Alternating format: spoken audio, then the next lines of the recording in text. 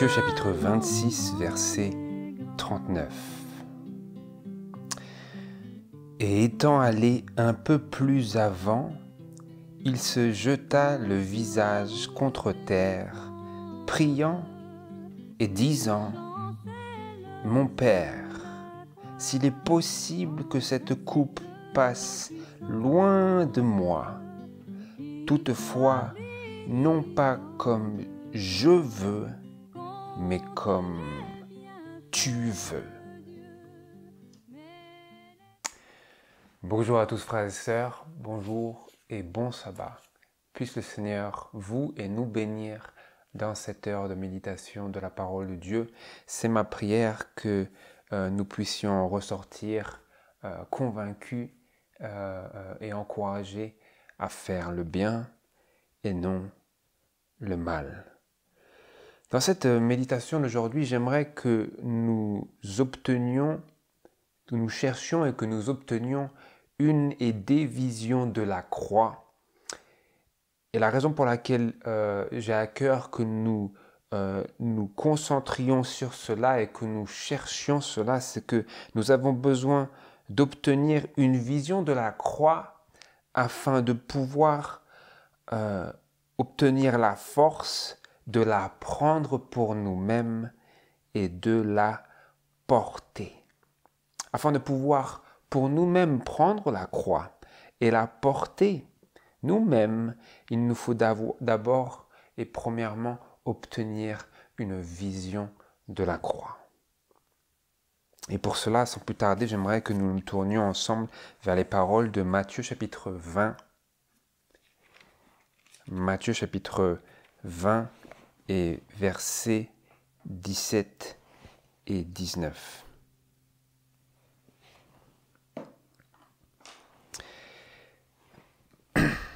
Où il est écrit, verset 17, « Et Jésus, montant à Jérusalem, prit à part sur le chemin ses 12 disciples et leur dit, « Nous montons à Jérusalem, et le Fils de l'homme sera livré aux principaux sacrificateurs et aux scribes, et ils le condamneront à la mort, et ils le livreront aux gentils pour être moqué et fouetté et crucifié.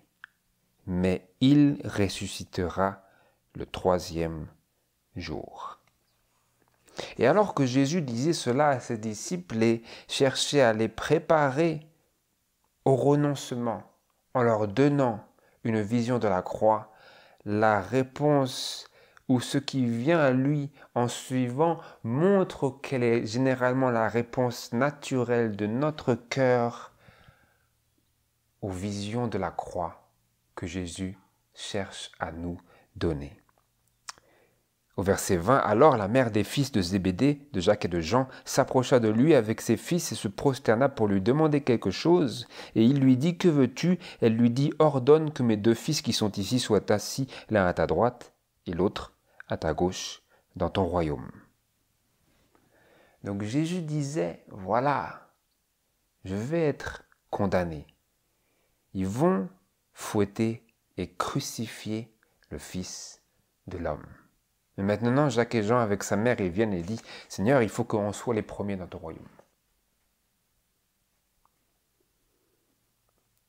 Voilà comment nous, frères et sœurs, aussi, nous répondrons si nous ne marchons pas dans l'esprit aux visions de la croix. Et plutôt encore dans Matthieu chapitre 16, verset 21, nous voyons cela d'une manière plus ample encore et plus profonde vis-à-vis de ces visions que Jésus cherchait à donner et par lesquelles il cherchait à inspirer ses disciples pour les épreuves qui les attendaient dans le proche futur. Dans Matthieu chapitre 16 et verset 21, nous lisons « Dès lors, Jésus commença, c'est à ce moment-là qu'il commença, nous venons de lire au chapitre 20, verset 17, qu'il avait continué, mais il avait commencé ici, dans Matthieu chapitre 16, verset 21. Dès lors, Jésus commença à déclarer à ses disciples qu'il fallait qu'il allât à Jérusalem et qu'il y souffrit beaucoup de la part des sénateurs et des principaux sacrificateurs et des scribes, et qu'il y fut mis à mort, et qu'il ressuscita le 3e jour. Donc Jésus, ici, leur donnait encore une fois, ou plutôt premièrement, cette vision, cette anticipation, ou cette vision anticipée de la croix. Et quelle est la réponse qu'il reçut de son disciple? Quelle est la réponse que le disciple de Jésus fit à Jésus en entendant et en se voyant présenter cette vision de la croix? Verset 22, Matthieu chapitre 16, verset 22. Alors Pierre, l'ayant pris à part, se mit à le reprendre et à lui dire: « À Dieu ne plaise, Seigneur, cela ne t'arrivera point. »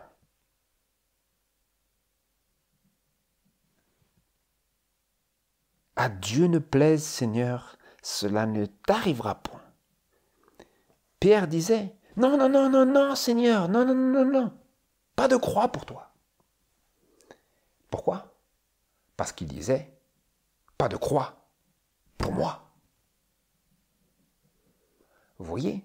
Donc lorsque Pierre disait: « Non, Seigneur, ne me parle pas de ta croix », ce n'est pas parce qu'il voulait épargner à Jésus la croix, c'est parce qu'il voulait s'épargner à lui-même la croix de Jésus.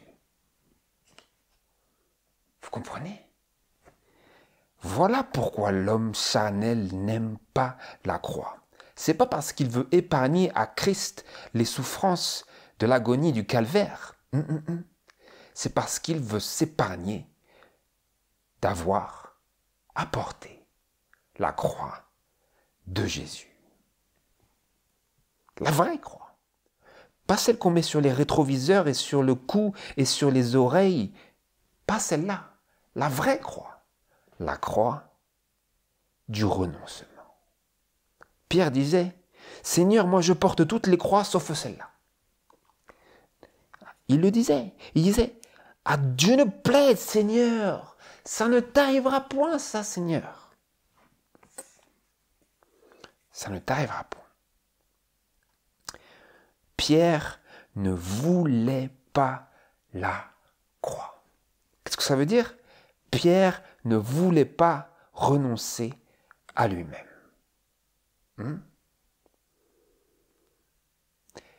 Nous étudions cela, frères et sœurs, pour nous.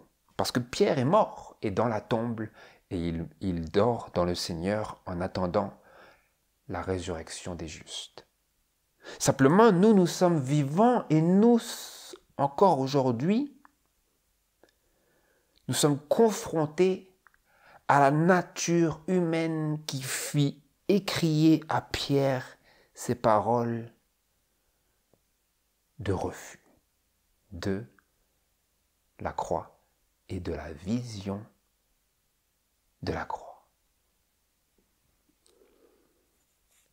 Mais au verset 23, ici, nous voyons quelque chose de très intéressant parce que Jésus, voilà comment il répond à cette réponse de Pierre à la vision anticipée et l'avertissement de la croix. Verset 23. Mais Jésus, se tournant, dit à Pierre: « Arrière de moi, Satan, tu mets en scandale, car tes pensées ne sont pas aux choses de Dieu, mais à celles des hommes. » Tes pensées ne sont pas aux choses de Dieu, mais à celles des hommes. Donc Jésus faisait comprendre ici à Pierre, comme nous le lisons dans l'esprit de prophétie, non pas qu'il disait cela pour offenser Pierre, mais pour montrer à Pierre qu'il était en train d'être victime des assauts de l'ennemi à travers cette expression qu'il avait faite à Jésus que cela ne lui arriverait pas. Jésus a dit, c'est le diable qui est venu essayer de s'interposer entre moi et mon disciple en cherchant à dégoûter mon disciple de ma croix.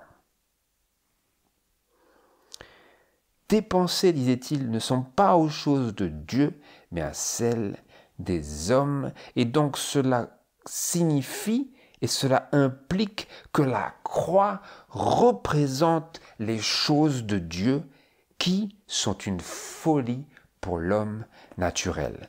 Comme on le lit dans 1 Corinthiens chapitre 2. 1 Corinthiens chapitre 2 et verset 11. Où nous voyons ces choses de Dieu exprimées dans un différent contexte, mais pas pour autant séparées de ce que nous venons de lire à l'instant dans 1 Corinthiens chapitre 2 verset 11. Je lis: car qui est-ce qui connaît ce qui est en l'homme, si ce n'est l'esprit de l'homme qui est en lui? De même aussi, personne ne connaît ce qui est en Dieu, si ce n'est l'esprit de Dieu. Pour nous, nous n'avons pas reçu l'esprit du monde, mais l'esprit qui vient de Dieu, pour connaître les choses qui nous ont été données de Dieu. Verset 14.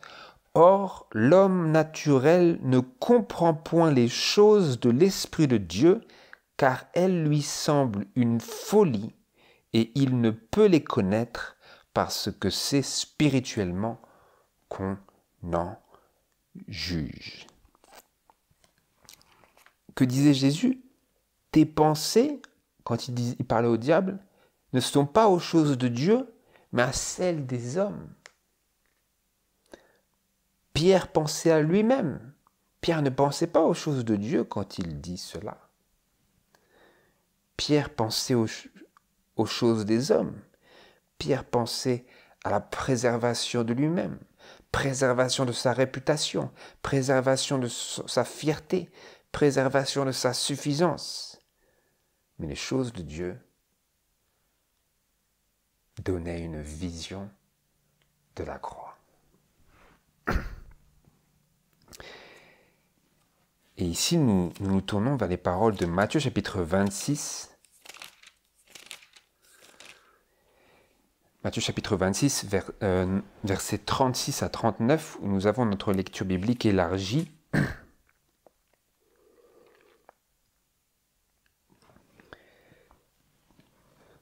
Où nous nous posons la question ici, où commence la croix? Est-ce que la croix commence avec les deux voleurs suspendus sur le bois? Ou est-ce que la croix débutait avant cela pour Jésus? Ce qui nous donnera un indice du genre d'expérience qui est contenu dans la croix que Jésus nous appelle à porter nous-mêmes. Matthieu chapitre 26, verset 36, je lis.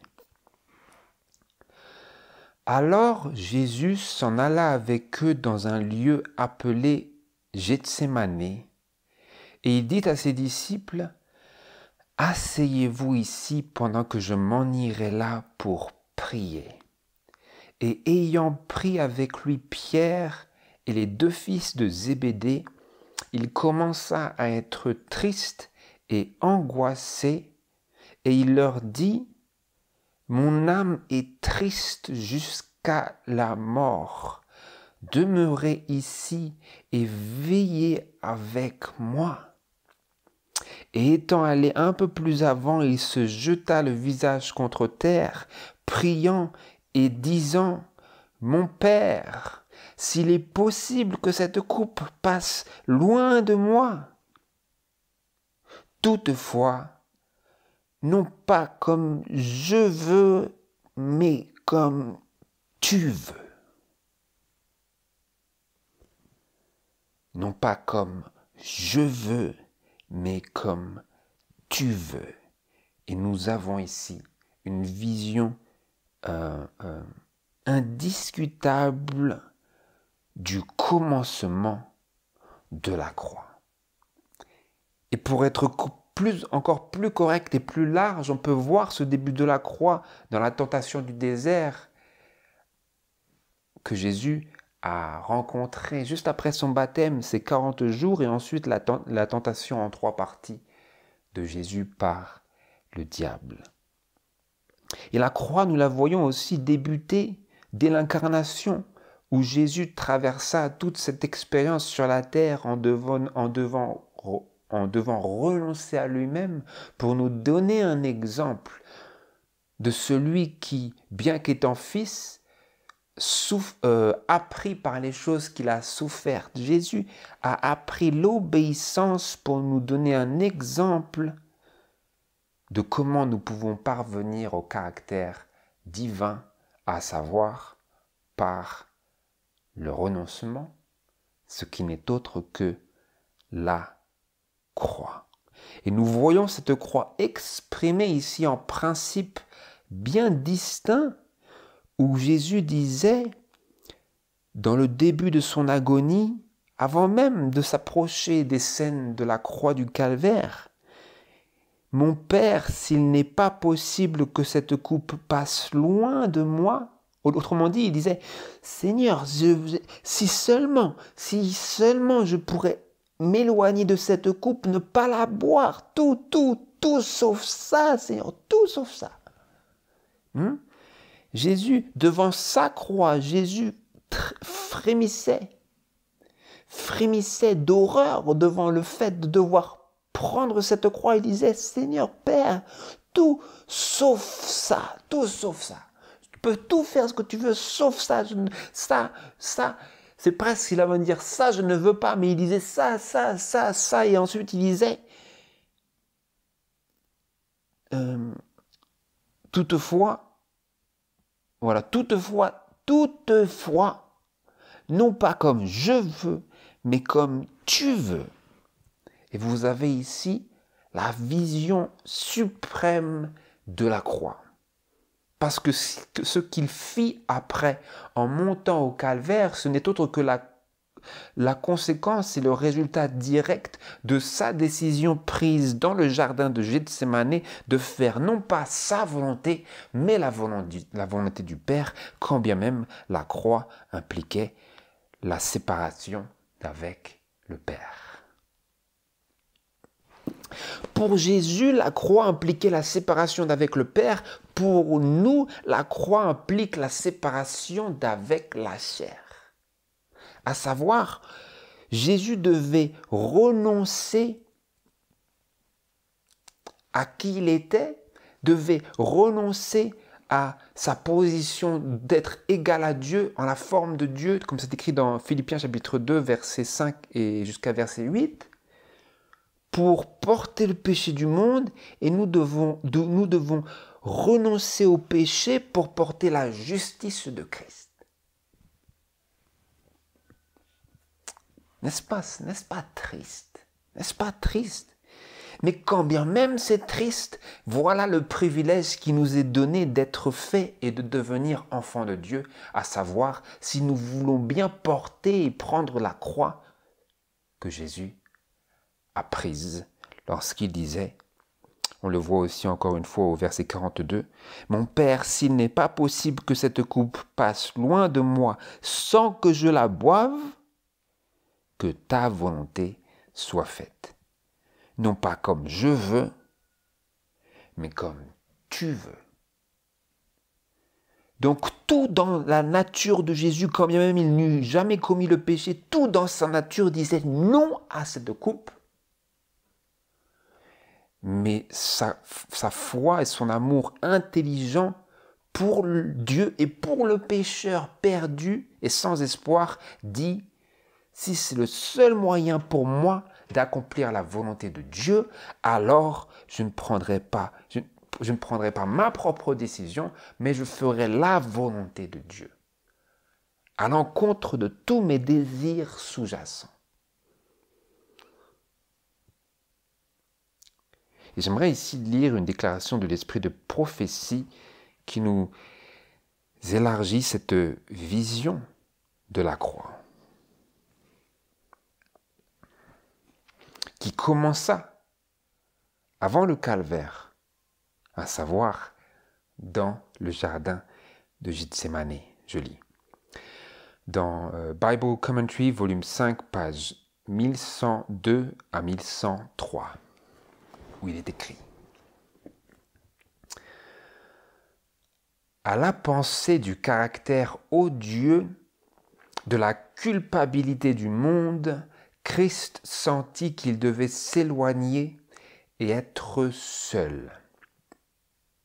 Les armées des ténèbres étaient là pour donner au péché une apparence aussi vaste, profonde et horrible que possible, par sa haine de Dieu, par sa falsification du caractère de Dieu, par l'irrévérence, le mépris et la haine qu'il manifesta à l'égard des lois de son gouvernement. Satan avait fait monter l'iniquité jusqu'aux cieux et il avait l'intention de grossir l'iniquité à de telles proportions qu'elle rendrait l'expiation impossible, de sorte que le Fils de Dieu, cherchant à sauver un monde perdu, se verrait écrasé sous le poids de la malédiction du péché.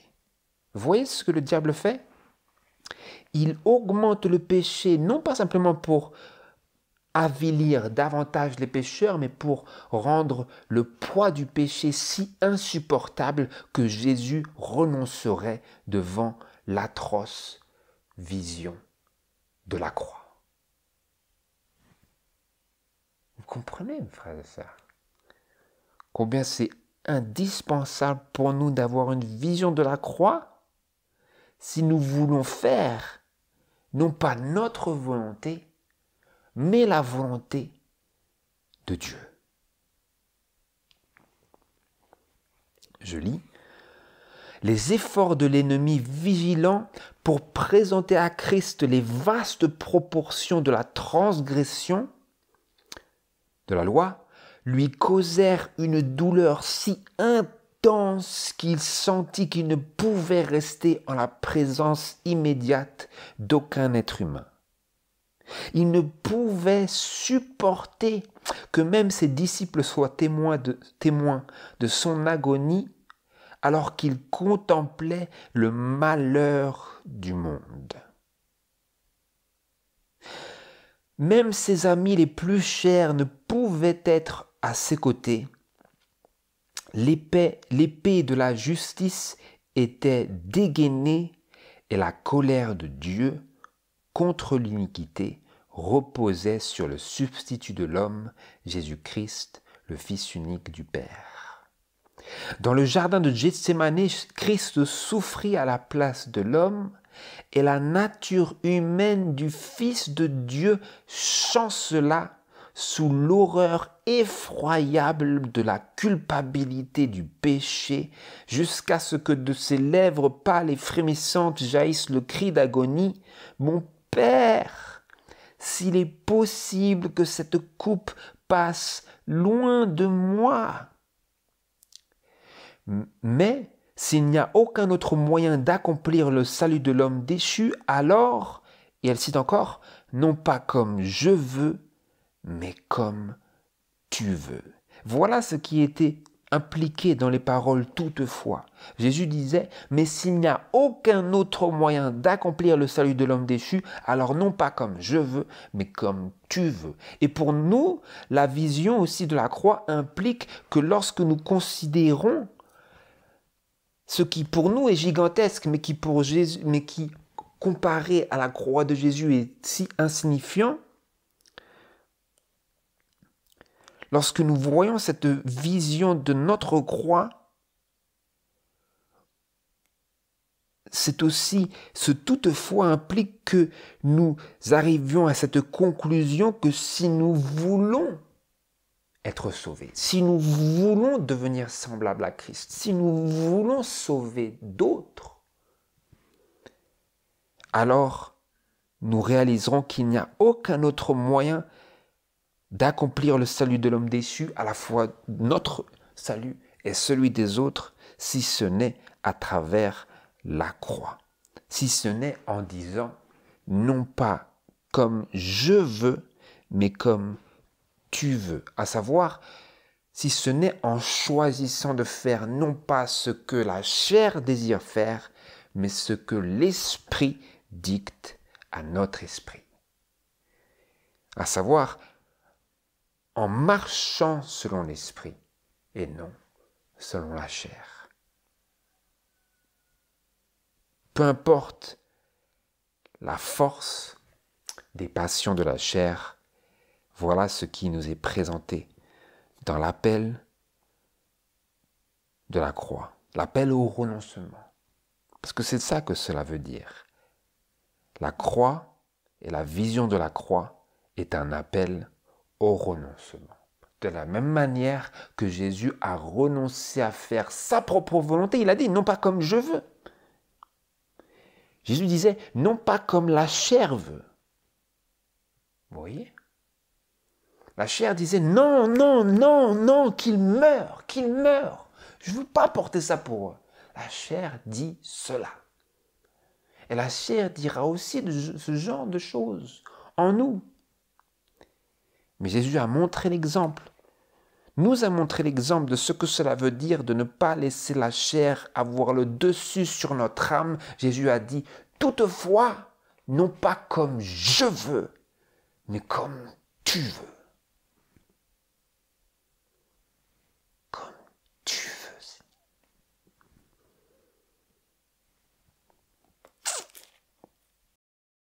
Et de pouvoir répéter ce processus chaque jour. C'est là la difficulté. Et d'où la nécessité d'avoir cette vision de la croix, comme nous allons le voir plus tard, dans nos choix, dans nos décisions quotidiennes. Sans quoi, sans cette vision, nous ne serons pas à même de faire ce que Jésus a fait. Parce que si nous n'avons pas l'exemple de Jésus, nous n'avons que notre propre exemple qui est une histoire et une répétition d'échecs. Comment est-ce que je peux vaincre si le seul exemple que j'ai à l'esprit c'est le mien ou celui d'autres hommes qui eux-mêmes ont fauté? Et donc une partie conséquente de la croix, c'est de considérer la vision et les visions de la croix. Et de garder à l'esprit cette vision. Ce n'est pas comme le cinéma où nous allons dans la salle et ensuite nous sortons et ça s'estompe. Ça fonctionne de le monde parce que de toute manière, il n'y a vraiment rien de très ennoblissant. Ce n'est pas pour sanctifier, c'est pour avilir. Et le diable peut changer le film. Il peut fournir plusieurs séries, plusieurs musiques. Mais pour la croix, c'est la même vision qu'il nous faut garder et qu'elle nous accompagne tout au long de notre marche avec Dieu et de notre vie quotidienne. Sans quoi nous ne pouvons répondre à l'appel au renoncement. Je continue. La nature humaine serait alors morte sous le poids du terrible sentiment du péché si un ange du ciel n'était venu le fortifier pour supporter l'agonie.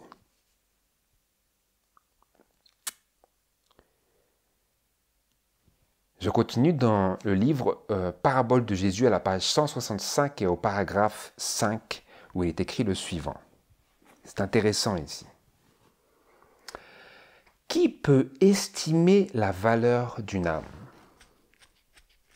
Il faut que nous puissions estimer la valeur de notre propre âme pour que les actions, nos propres actes et nos propres décisions soient en harmonie et à la hauteur de la valeur que Dieu a placée sur l'âme et sur notre âme tout particulièrement. Je lis. Qui peut estimer la valeur d'une âme? Si vous désirez la connaître, allez à Gethsémané Et là, veillez avec Christ pendant ces heures d'angoisse, où sa sueur devint comme des grumeaux de sang. Contemplez le Sauveur sur la croix. Entendez son cri de détresse, mon Dieu, pourquoi m'as-tu abandonné? Considérez son front meurtri, son côté et ses pieds percés. Souvenez-vous que Christ a tout risqué. Pour notre rédemption, le ciel même fut mis en péril. Au pied de la croix, vous souvenant que pour un seul pécheur, Jésus aurait donné sa vie, vous pourrez estimer la valeur d'une âme. Au pied de la croix, en imagination, en nous souvenant que pour un seul pécheur, Jésus aurait donné sa vie, nous pourrons estimer la valeur d'une âme et tout particulièrement la valeur de notre âme. Parce que à quoi cela sert, frères et sœurs, de connaître la valeur d'une âme, mais si nous n'avons pas appliqué à notre propre âme cette valeur-là que Jésus a placée sur nous par sa décision de faire non pas sa volonté, mais la volonté du Père. Vous désirez connaître la valeur d'une âme, vous désirez estimer cette valeur, allez à Gethsémani et là, veillez avec Christ pendant ces heures d'angoisse. C'est très intéressant, frères et sœurs. Comment est-ce que nous pouvons veiller avec Christ? Christ, il n'y est plus. Il n'y est plus. Il est au ciel. Comment est-ce que je peux veiller avec Christ pendant ces heures d'angoisse en imagination? En imagination, parce que à travers l'esprit, vous et moi, nous pouvons participer à l'expérience que Jésus a faite et être ainsi fortifiés pour répéter cette expérience dans notre propre vie et dans nos propres décisions de chaque jour, afin de pouvoir faire non pas notre volonté, mais la volonté de Dieu dans toutes choses. Pour que quoi que nous fassions, que nous mangions, que nous buvions, que nous nous revêtions, ou quoi que nous fassions dans notre vie, nous puissions tout faire à la gloire de Dieu. Comment tout faire à la gloire de Dieu? Seulement si j'ai une vision de la croix telle que j'arrive à prendre la décision à chaque moment de faire non pas ma volonté, mais la volonté de Dieu. Sinon, autrement, sans cela, il n'y a rien, frères et sœurs. Il n'y a pas de quoi répéter cette renonciation, ce renoncement. Il n'y a pas sans la vision de la croix.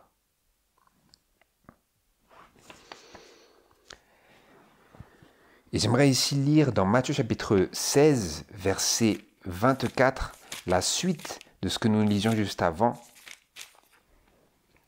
Matthieu chapitre 16, versets 24 à 25. Nous avons vu ce que Jésus avait dit à Pierre lorsque Pierre avait donné cette réponse de rejet à la vision de la croix et à l'appel au renoncement.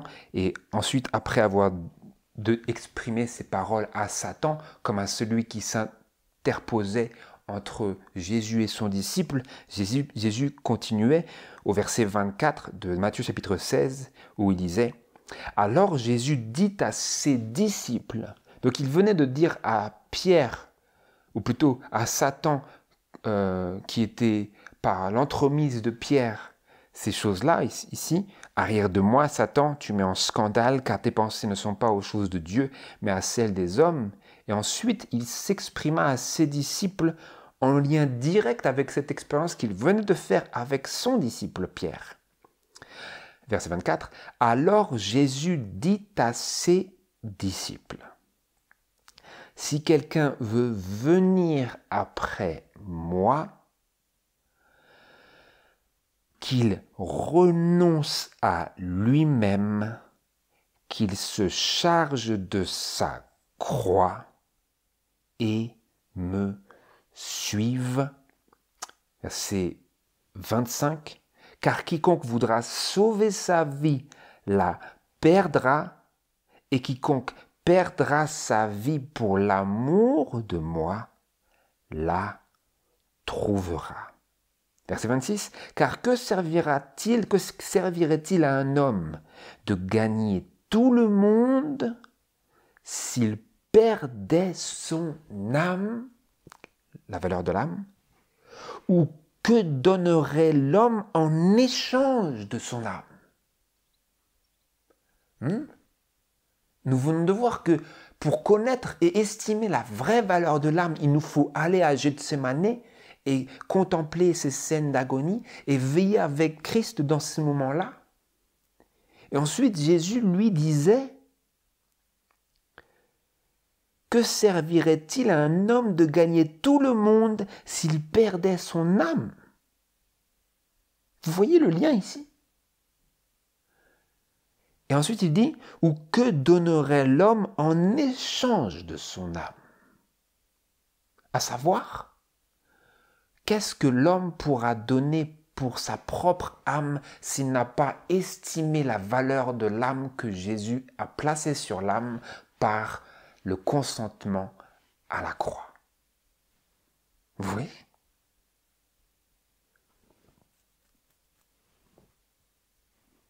Pour que moi ou nous placions sur notre propre âme sa juste valeur, il nous faut suivre Jésus dans le chemin et sur le chemin du renoncement et de la croix. Vous voyez le lien ici? Comme c'est marqué au verset 24, « Si quelqu'un veut venir après moi, dit Jésus, qu'il renonce à lui-même, qu'il se charge de sa croix et me suive. » Et donc, pour prendre sa croix, il faut renoncer à soi-même, et c'est en renonçant à nous-mêmes que nous pouvons suivre Jésus. Autrement dit, si je suis Jésus mais que je ne renonce pas à moi-même, en réalité, je suis en train de suivre une idée philosophique, mais je ne suis pas disciple de Christ. Vous comprenez, mes frères et sœurs? Jésus disait, après que Pierre ait refusé l'appel à la croix, Jésus a dit, si quelqu'un veut venir après moi, à savoir, en anglais, ce que ça veut dire, c'est to follow after me, et le mot followers, c'est synonyme de disciple en anglais. Donc, un disciple, c'est quelqu'un qui suit Jésus. Et Jésus disait, si vous voulez venir après moi, à savoir, si vous voulez être mes disciples, il faut que vous renonciez à vous-même. Mais si vous ne renoncez pas à vous-même et que vous ne portez pas votre croix pour me suivre, alors, vous n'êtes pas mes disciples. Vous voyez, mes frères et sœurs? Mais en contemplant ici que le contexte de la croix, c'est que Jésus la prend le premier. Et que Jésus nous donne une vision de la croix par laquelle nous sommes seuls à même et capables et rendus capables de la prendre et de la porter. Donc Jésus ne disait pas à ses disciples, voilà, vous prenez la croix et ensuite moi je vais la prendre plus tard, un jour. Jésus dit, contemplez la croix que je suis sur le point de prendre, les choses que je suis sur le point de souffrir. Comme cela, quand vous me voyez traverser tout cela et que tout votre monde est en train de s'écrouler sous vos yeux et sous vos pieds, comme ça, vous pourrez être inspiré pour dire, non pas cela ne t'arrivera point, mais pour dire, Seigneur, cela t'arrive, cela tu l'avais prédit, tu nous avais annoncé, tu nous avais averti. Et maintenant, nous allons te suivre dans la croix.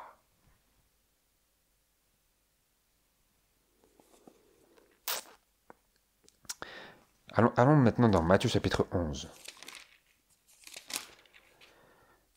Matthieu chapitre 11,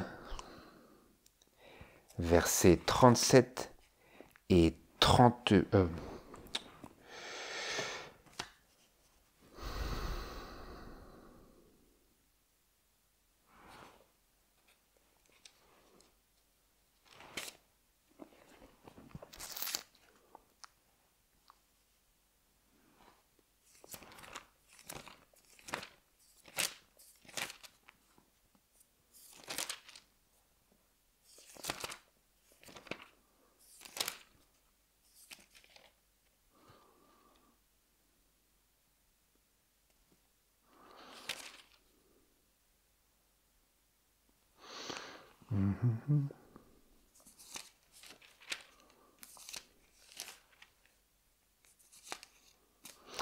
Allons maintenant dans Matthieu chapitre 10, versets 37 à 38.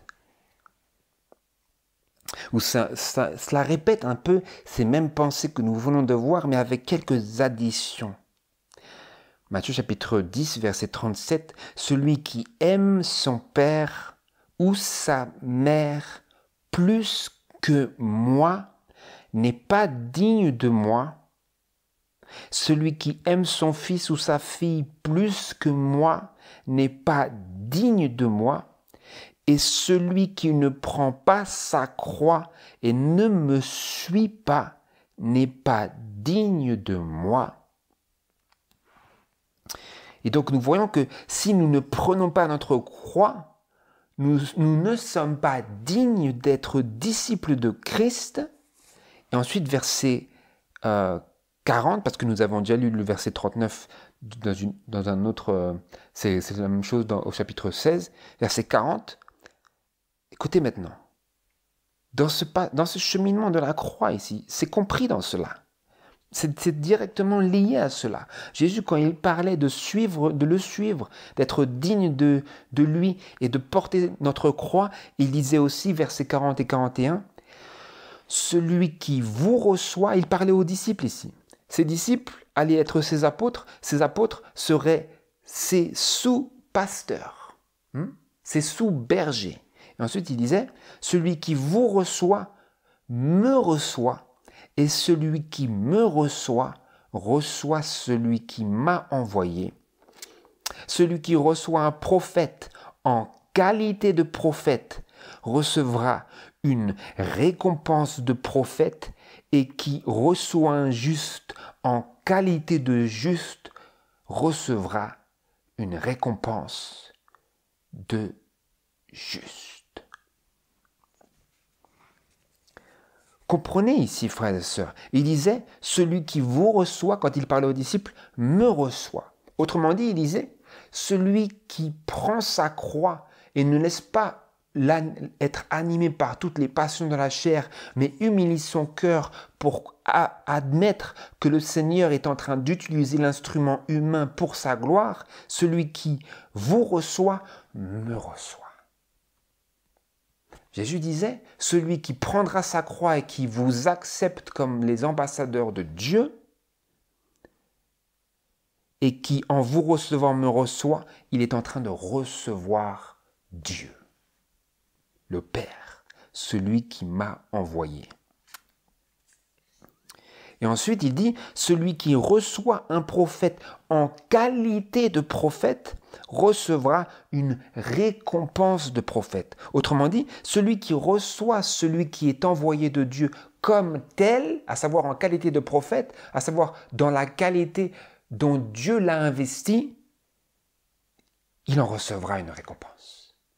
Il en recevra la récompense de la sanctification, parce qu'il accepte le moyen que Dieu a ordonné pour le salut des âmes et l'édification de l'Église de Christ.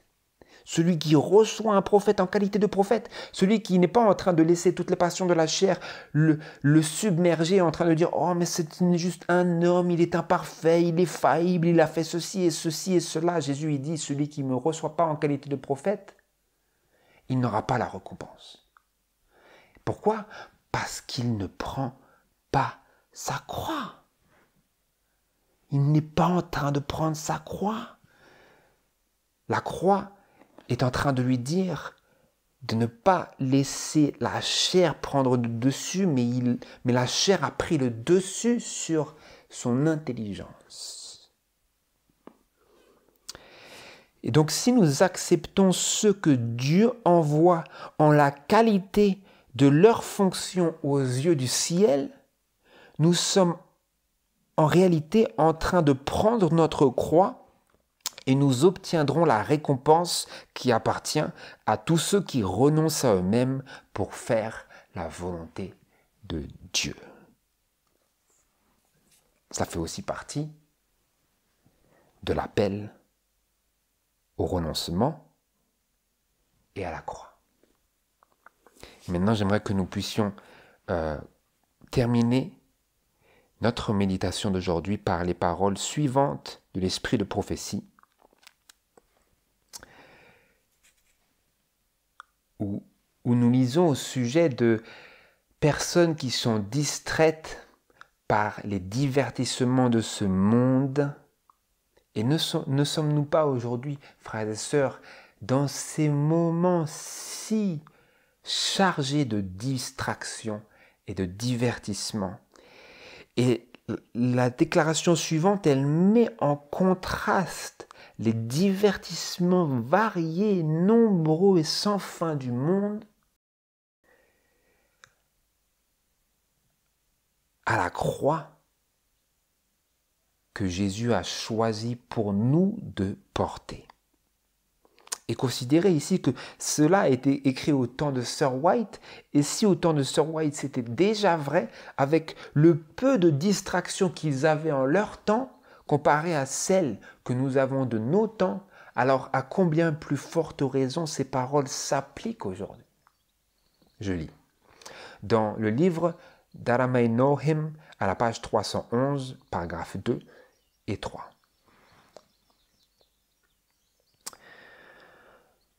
Un vrai chrétien, un vrai disciple, un vrai chrétien se gardera d'entrer dans un lieu d'amusement quelconque ou de se livrer à un divertissement sur lequel il ne puisse demander la bénédiction de Dieu. Il se garderait dans un lieu d'amusement quelconque ou de se livrer à un divertissement sur lequel il ne puisse demander la bénédiction de Dieu. Quelque lieu ou quelque divertissement que ce soit. On ne le verra ni au théâtre, ni au billard, ni au jeu de boules. Ça, c'était en son temps. Le théâtre, le billard, le jeu de boules. Qu'est-ce qu'il y a maintenant? Le cinéma, les bars, les restaurants, l'Internet, YouTube, Facebook, Instagram, Twitter, etc., etc. Je n'en passe des meilleurs, frères et sœurs. Hey. En son temps, il n'y avait presque rien comparé à notre temps. Jésus disait, le vrai chrétien, on ne le verra ni au théâtre, ni au billard, ni au jeu de boules, à savoir, tout divertissement sur lequel il ne puisse demander la bénédiction de Dieu.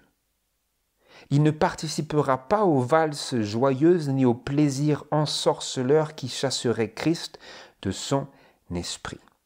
Donc, toutes ces choses sur lesquelles il ne peut pas venir et dire, voilà Seigneur, bénis-le s'il te plaît. Bénis tout lieu ou toute distraction sur lequel il ne peut pas s'arrêter avec un esprit totalement consciencieux et dire, Seigneur, voilà, je m'ouvre à toi, regarde, s'il te plaît, bénis ce moment.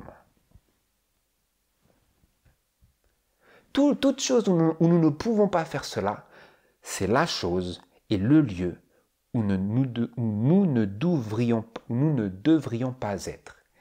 et là où on ne devrait pas nous trouver. Mais pourquoi? Parce que voilà maintenant le contraste.